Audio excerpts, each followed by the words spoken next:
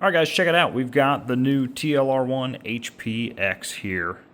This is the newest offering from Streamlight, followed up from what was the TLR-1 HL-X. They, I would say, fixed, but not really fixed. They improved the switches in the back here. They're similar to the TLR-7s.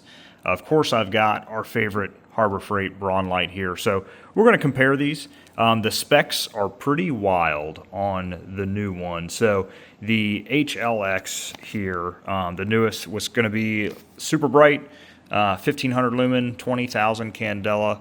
The TLR-7, we're coming in pretty similar, 1000 lumen, 22,000 candela, believe it or not. The HP-X, though, coming in hot, 1300 lumen, so not quite the 1500, but 77,000 candela. Of course, this is just listed as 1000 lumen and shines up to 850 feet or whatever the package said. But let's compare these things. We're going to go in the tack house. I've got a smaller room. We're going to shine it at about 5 yards and then down the hallway at about 15. Let's check it out. All right, got the Harbor Freight Braun light. TLR-7 HL-X.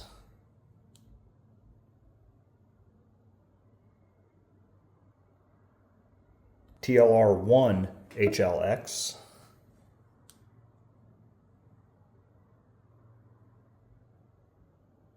Trying to get the edges of the flood there. TLR-1 HP-X. That is a crazy beam. We're at 640 ISO. Let me turn that down a little bit.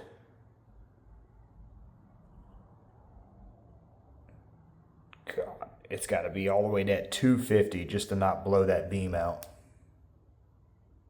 And even still, it's kind of doing it. Here we are down the hallway, mixed lighting conditions. That's the Braun Harbor Freight, TLR-7 HL-X. And the TLR-1 HL-X.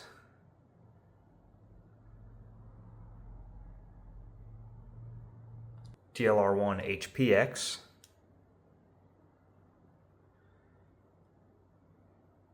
The camera's actually picking that up better than my naked eye is.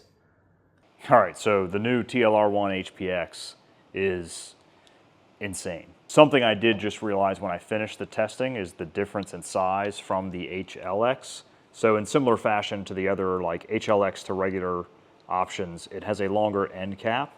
So of course that's probably going to have some holster compatibility issues there, or just differences, discrepancies, what have you.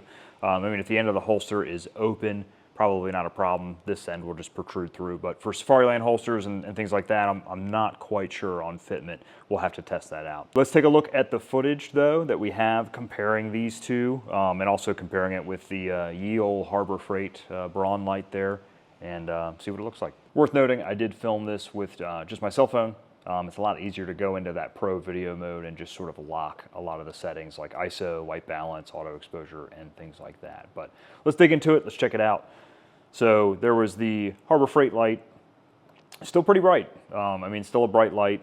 We're still rocking through the testing there with that, kind of how that's going to hold up. Now we compared the Harbor Freight light to the TLR-7 HL-X, and it seems brighter. I mean, looking at the video back and forth, it's kind of the first and second light that we threw out in this test. I wanted to put the 7 HL-X in there just because it's edging into that large light category. I mean, it still is fitting that TLR-7 footprint, and there's just the end cap length difference, but it's a really popular light, and I thought it would be appropriate to throw it in this video with this string of light testing. So the biggest thing looking at the TLR-1 HL-X, comparing it to the Harbor Freight light, is definitely the flood. There is like a way brighter flood from the TLR-1 HL-X, and you can see that even when I was moving the light around. I had to kind of move the ring of kind of where that flood ended a lot wider and almost push the beam out of camera view there, just to kind of get that edge of that ring and that flood captured on camera. And you see we do that in the comparison there. Now the HP-X has a similar size overall flood.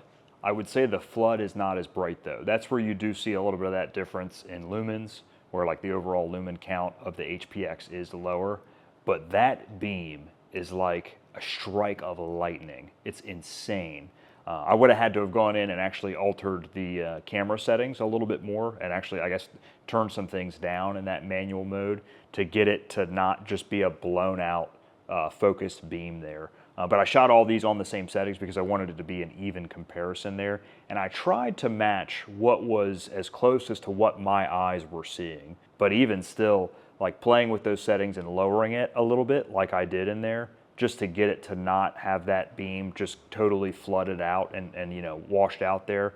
It just makes the whole thing look way darker than it does in person. So that, I mean, that washed out, really bright white beam is pretty well what you see in person. Obviously your eyes have a better ability to focus and adjust for that sort of on the fly. But man, this thing is very bright, has a very bright beam. Let's check out the hallway comparison stuff too there though.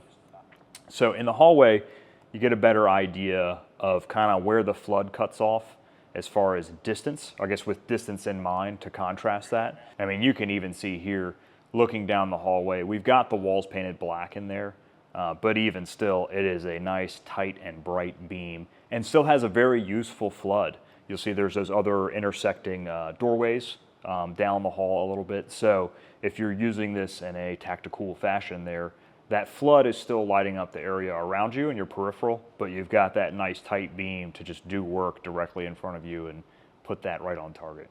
Now, when we get to the HL-X, looking at it down the hallway, I did them separately there because I was using the same set of the rechargeable batteries to have both on the brightest setting. You can see it definitely not as tight of a beam. When that one's closer, there still is a way tighter beam compared to the TLR-7. But when we've got some distance in mind, it almost just looks like a big flooded light kind of thing. It's hard to really see where that focused beam starts and ends there. So there we are, guys. This is all sort of as best we can compare things to make it apples to apples. I do want to do some testing with these through something like a car windshield, like maybe at night, get a nice bright set of headlights shining at a camera, have everything in manual mode, and shine these through the windshield and see, maybe I'll put a target in the driver's seat, see if we can light that target up and see through that. So that's kind of one of the commonly mentioned things when it comes to light is defeating other light sources, right? So that you can punch through other light sources that may be blinding you. But if you guys want to see any other tests specifically with these lights or other lights there, let us know in the comments. And other than that, remember to train hard, suck less, and we'll see you in class or in store.